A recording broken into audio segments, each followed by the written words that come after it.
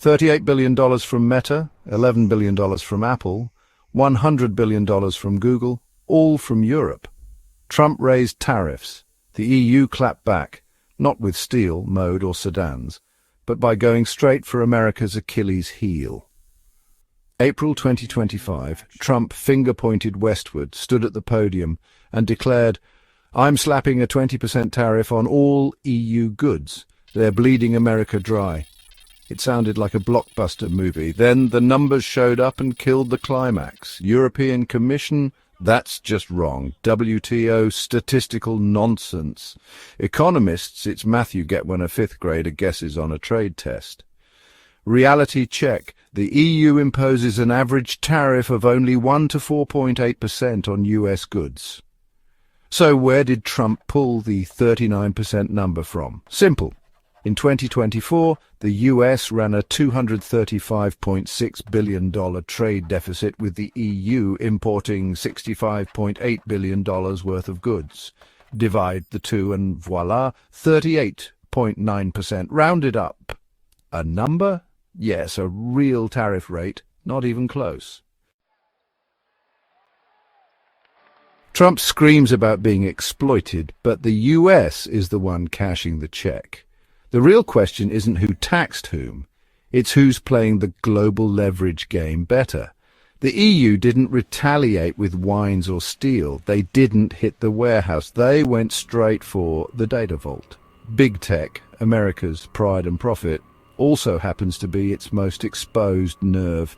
Europe doesn't have a Google of Brussels or an Apple Europe edition, but guess what? They control the playground. And this time, they didn't kick the shins. They tightened the noose. No bullets, no smoke, just law. Meta pulled in $38.36 billion from Europe. That's over 23% of its global revenue. Google, or should we say Alphabet, raked in over $100 billion from the EU and EMEA. Apple banked $11.3 billion. That's 26% of total revenue. With $42 billion in operating profits, Amazon made $43.4 billion in Q4 2024 international sales, mostly from Europe. They can't leave Europe. Leaving means losing market share. Losing market share means losing dominance. And losing dominance, well, big tech stops being big. Brussels doesn't launch missiles. They file legislation, first cut data. With GDPR and the EU Data Act, the message was crystal clear. Our data, our rules. Google, hand over the algorithm. Amazon, don't even think about exporting your warehouse insights. Meta might have to share user emotions with a rival from Berlin. Without data, big tech is just a sports car without gas. Second, cut digital taxes. The EU looks at app stores, YouTube ads and says, who's making money here and dodging taxes? 3% tax on total revenue. Profit or not, doesn't matter. Google earns $1 billion. Pay $30 million just for showing up. Third strike, sector-specific targeting. No blind swings. They aim where it hurts most. AI, EVs and batteries. The sectors where America is printing gold. EU demands battery sourcing transparency, CO2 tracking, even proof that your AI doesn't have bias. They're not blocking you. They're burying you in clauses, subclauses and footnotes. Final move, the ACI stealth strike. Anti-coercion instrument. Sounds like a spy thriller, right? American companies can't bid. And that patent, it's conditionally accessible. No blood, no boom, but every clause. A sleepless night for USCO and their lawyers. This isn't a trade war anymore.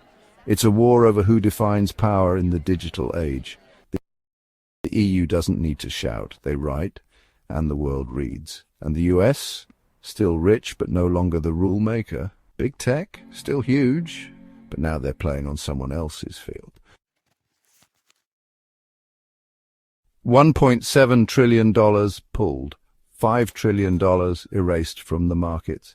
And for the first time in 80 years, America just got hit right in the heart of its economy by its closest ally. April 2025. While Washington was still tweaking domestic stimulus packages, Tokyo struck.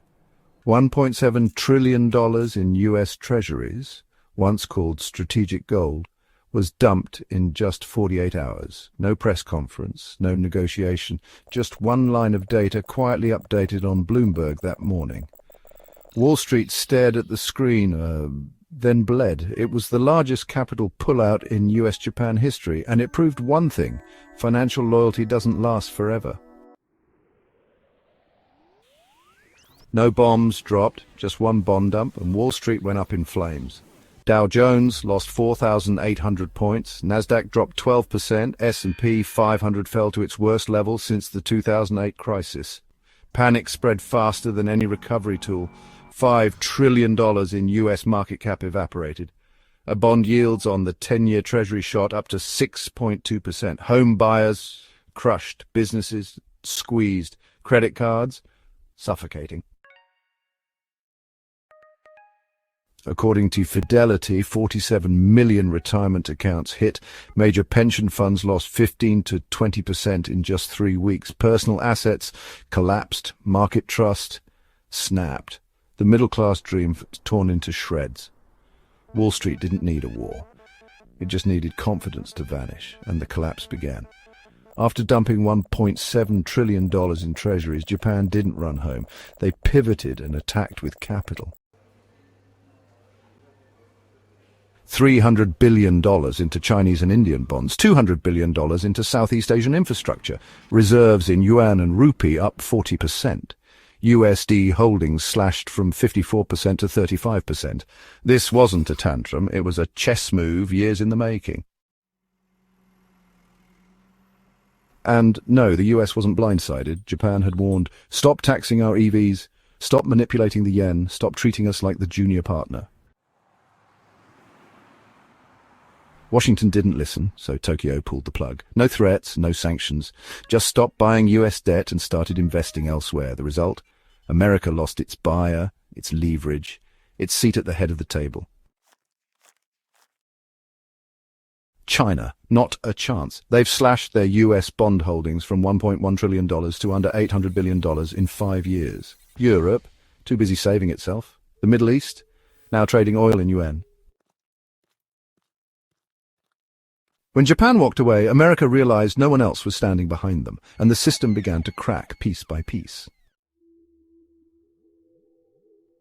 No trade war, no press release, no post on Truth Social. Asia didn't declare a dollar exit, they just flipped the switch. In private meetings, Japan, China, South Korea and ASEAN launched a new financial network. No ideology, just numbers. $1.2 trillion in regional currency swaps, cross-border trade, no more USD. Bilateral deals settled in local currencies. By the end of the first quarter, 62% of Japan-China trade ditched the dollar. Yen and yuan surged in global payment systems. No speeches, no drama. They just stopped using it. And when the majority stops, the dollar becomes the one left behind. No weapons, no shouting, just trust quietly moving elsewhere and the old system collapsing on its own. At the G20 summit, one piece of paper was handed around, thin as rice paper but heavier than any sanction ever written. A proposal, a new global reserve basket, and no, the dollar wasn't invited. No more exclusive control, no more Fed setting global rates. The new basket, gold, energy, defense tech, Asian and European sovereign bonds.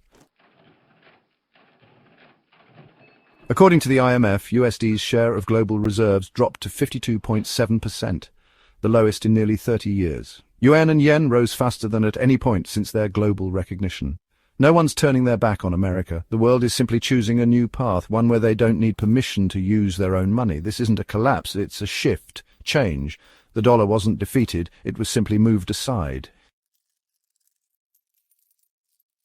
Will a liberation day through global tariffs truly free America, or will it drag the economy into a crisis, along with fierce resistance from none other than Canada? Warning from Ottawa: Canada won't stay silent. Canadians need a fighter, yes, to stand up to the president. From Ottawa, a strong message has echoed, grabbing Washington's attention. Mark Carney, former governor of the Bank of England and a leading candidate for Prime Minister of Canada, has made it clear he will reject any attempts to weaken Canada. He emphasized that an economy is only strong when it serves society. People can slip through the cracks, they can be left behind, and that was the reality for far too many Canadians even before President Trump's. And according to Carney, that number will only grow unless Canada takes action. Carney also revealed that he has directly spoken with the US president and made one thing clear. I will reject all attempts to weaken Canada, all attempts to wear us down, to break us down so that America can always. What makes me a liberal? What makes global tariffs a high-risk gamble? In the first 2 months of his term, the US president has doubled the amount of imported goods under tariffs, pushing the total to over $1 trillion. However, the plan currently under consideration is far more ambitious. A universal 20% tariff on all countries exporting to the US. If implemented, this would directly impact over $3 trillion worth of goods. But with scale comes significant risk. Analysts at Moody's are warning that if countries retaliate in kind, the US economy could face a severe scenario. A loss of 5.5 million jobs, unemployment rising to 7%, and a sharp decline in GDP. Meanwhile, Goldman Sachs estimates the probability of a recession has risen to 35%, up from 20%, and this trend is continuing to build each day. More importantly, this isn't a consequence of a global crisis. This is the direct result of domestic policies being pushed from the White House. Allies, outrage, and Wall Street, uncertainty. The reaction isn't just coming from Canada. In Europe, the president of the European Commission made it clear. We have everything we need to protect our people and our prosperity. We have the largest single market in the world. We have the strength to negotiate. We have the power to push back. Meanwhile, Canada is no longer just issuing warnings. With a growing leadership role, Mark Carney calls for protecting domestic workers while restructuring the economy to no longer depend on US policies. At the same time, the US financial markets are in a state of high tension. Economic storm clouds gather, the S&P 500's warning. The S&P 500, a key indicator of the US stock market's health, has just experienced its worst quarter since 2022. This dramatic downturn reflects a growing sense of unease among investors and corporations alike. The economic winds are shifting and a storm of uncertainty looms on the horizon. At the heart of this turmoil lies President Trump's unpredictable tariff policies, leaving businesses and consumers struggling to navigate a landscape of shifting costs and potential trade wars. The recent slump in the S&P 500 is not merely an abstract financial indicator. It represents a tangible loss of confidence in the American economy.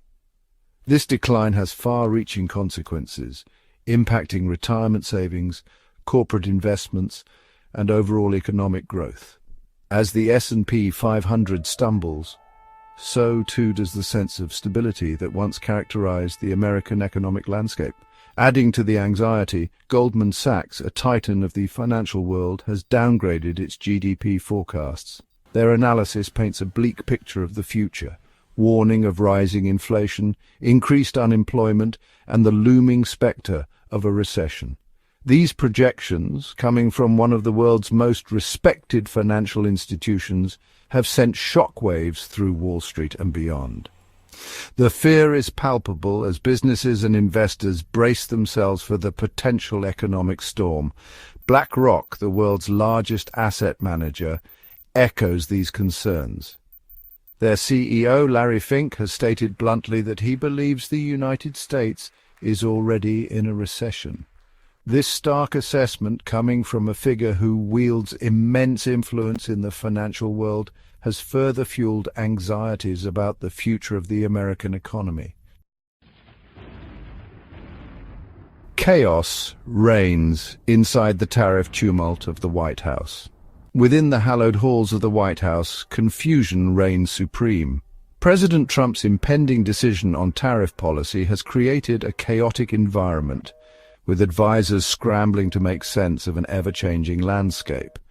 Global tariffs, reciprocal taxes, and bloc-specific tariffs are all on the table, each with its own set of potential consequences. At the heart of the debate lies a simple yet potent question: how to maximize revenue for the US government Some advisors advocate for a 20% tariff implemented gradually over a decade, projecting a potential windfall of $6 trillion. However, this approach carries significant risks, potentially triggering retaliatory measures from trading partners and igniting a global trade war. The economic implications of a global trade war are profound and far-reaching. Increased tariffs would disrupt global supply chains, raising prices for consumers and businesses alike. This could lead to decreased consumer spending, slower economic growth, and job losses across multiple sectors. The potential for a trade war represents one of the most significant risks to the global economy. Adding to the uncertainty is President Trump's unpredictable nature. Known for his last-minute decisions and aversion to expert advice, he has kept even his closest advisors guessing.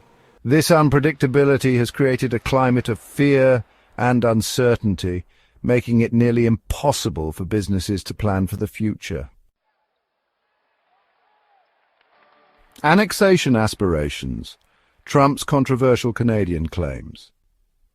President Trump's penchant for controversy has once again taken center stage, this time with Canada in his crosshairs. Citing a New York Post article based on just 3 interviews, including one with Alberta Premier Danielle Smith, a figure already embroiled in an election interference scandal linked to Trump himself, the president has suggested that Western Canadians desire to join the United States as the 51st state.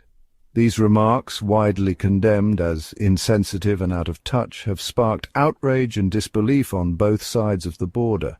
Critics argue that President Trump's comments demonstrate a fundamental lack of understanding of Canadian sentiment and a disregard for the long-standing relationship between the two countries. Further fueling the fire, President Trump declared that the United States has no need for anything Canada offers, yet still covets a portion of its territory. This statement, seen by many as a thinly veiled threat, has been met with swift and decisive condemnation from Canadian leaders and citizens alike. The audacity of the president's annexation musings has left many questioning his judgment and motives.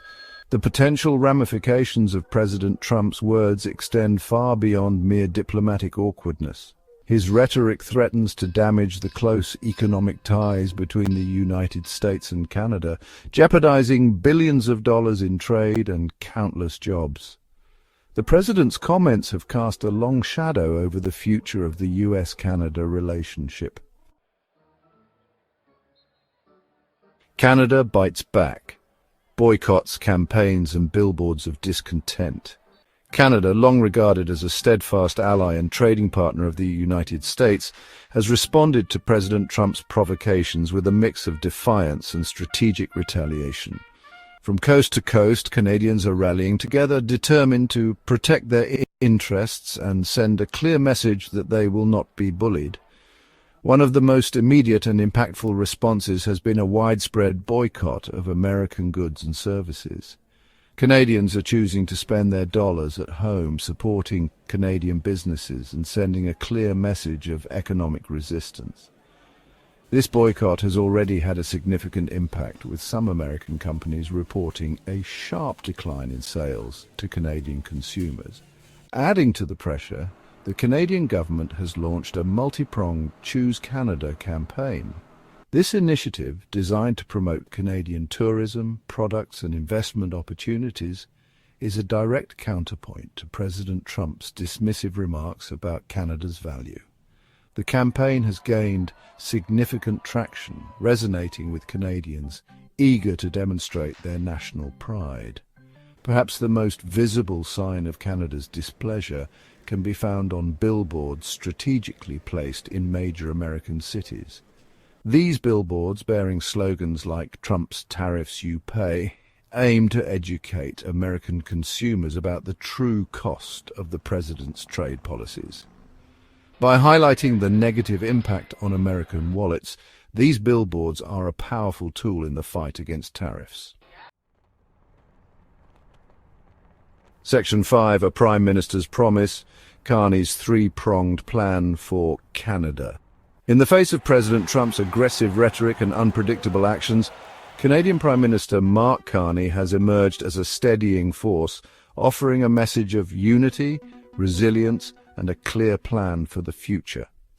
Addressing the nation directly, Prime Minister Carney accused President Trump of seeking to break and subsequently own Canada, a charge that resonated deeply with Canadians already feeling under siege. To counter these perceived threats, Prime Minister Carney unveiled a comprehensive three-pronged economic plan centred around the principles of fight, protect and build. This plan represents a bold vision for Canada's future, one that prioritises economic independence, social safety nets and ambitious investments in key areas like housing and infrastructure. A cornerstone of Prime Minister Carney's plan is a commitment to combating President Trump's tariffs head-on.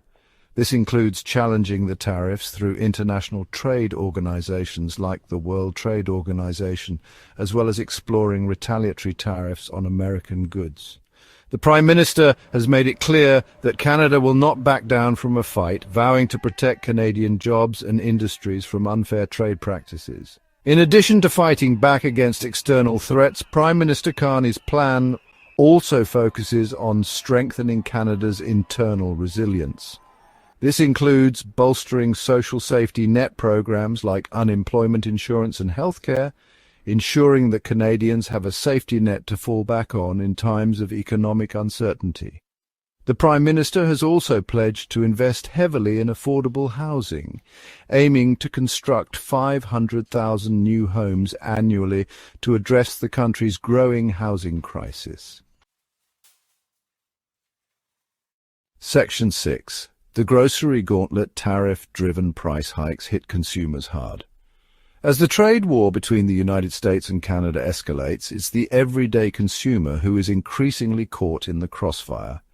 The cost of living, already a source of anxiety for many, is poised to skyrocket as tariffs push up the prices of essential goods and services. From the supermarket aisles to the gas pumps, the pain of this trade war is becoming all too real for families struggling to make ends meet. The price of essential groceries, the cornerstone of a family's budget, is projected to soar. Eggs, a staple for many households, could see a price hike of $1.75 per carton. Salmon, once a healthy and affordable protein option, may soon cost an extra $2.75 per pound.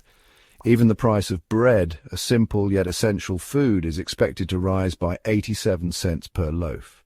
These price increases, while seemingly small on an individual basis, add up quickly, placing a significant strain on household budgets. Low-income families and those with multiple mouths to feed will be hit the hardest, forced to make difficult choices between putting food on the table and paying for other necessities. The rising cost of groceries is a stark reminder of the real-world consequences of a trade war. But the pain doesn't stop at the grocery store. Tariffs are also driving up the cost of everyday essentials like soap, flour, sugar and olive oil. Even the price of salt and pepper, those basic seasonings that add flavor to our meals, is expected to increase significantly. The cumulative effect of these price hikes is a slow but steady erosion of purchasing power, leaving families struggling to maintain their standard of living. Section 7. A global trade war.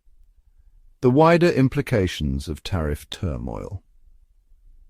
The trade war brewing between the United States and Canada is not an isolated event. It represents a dangerous escalation in a global trend towards protectionism, a trend that threatens to unravel the interconnected global economy. As countries increasingly turn inward, erecting barriers to trade and investment, the very foundations of the global economic order are being shaken. The economic ramifications of a global trade war are profound and far-reaching. Increased tariffs would disrupt global supply chains, leading to higher prices for consumers, decreased corporate profits, and slower economic growth worldwide. This could trigger a domino effect, leading to job losses, reduced investment, and a decline in living standards across the globe. The political consequences of a trade war are equally concerning. As countries retreat into economic nationalism, the likelihood of cooperation on critical global issues like climate change, terrorism, and pandemics diminishes. This could lead to a more fragmented and unstable world, one where countries are more likely to act in their own self-interest, even at the expense of international cooperation. The current trade tensions should serve as a wake-up call to world leaders. The stakes are simply too high to allow short-term political calculations to undermine the long-term health of the global economy and the international order. It is time for cool heads to prevail, for dialogue to replace rhetoric, and for cooperation to trump confrontation. Section 8. The looming debt crisis. Credit card rates skyrocket. Adding to the economic anxieties of American families, credit card interest rates have surged to over 20%, reaching levels not seen in decades. This surge in borrowing costs comes at a time when many Americans are already struggling with inflation, stagnant wages, and the looming threat of a recession.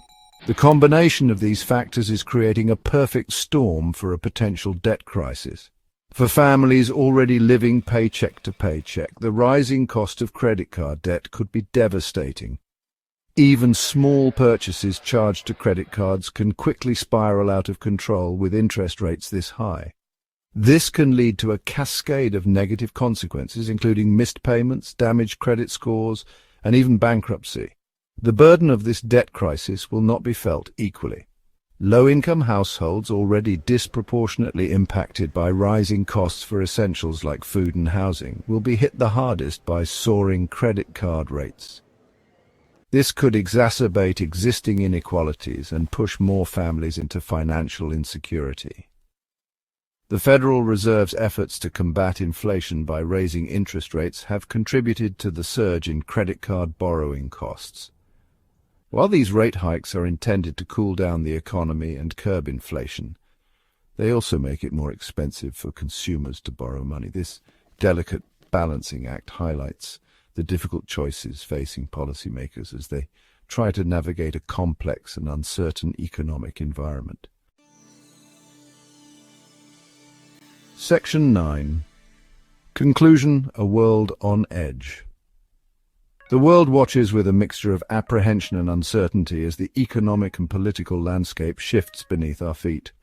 The pillars of stability that once seemed so steadfast are being shaken by trade wars, political turmoil, and a global pandemic that continues to cast a long shadow. The path forward is fraught with challenges, but amid the uncertainty there remains a glimmer of hope.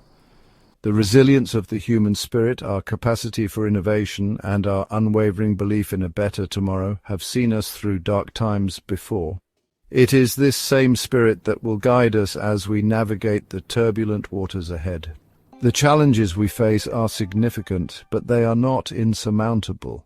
Now more than ever, we need leaders who understand the interconnectedness of our world, who champion cooperation over confrontation, and who prioritize the well-being of their citizens above all else. The choices we make today will determine the course of our future. Let us choose wisely.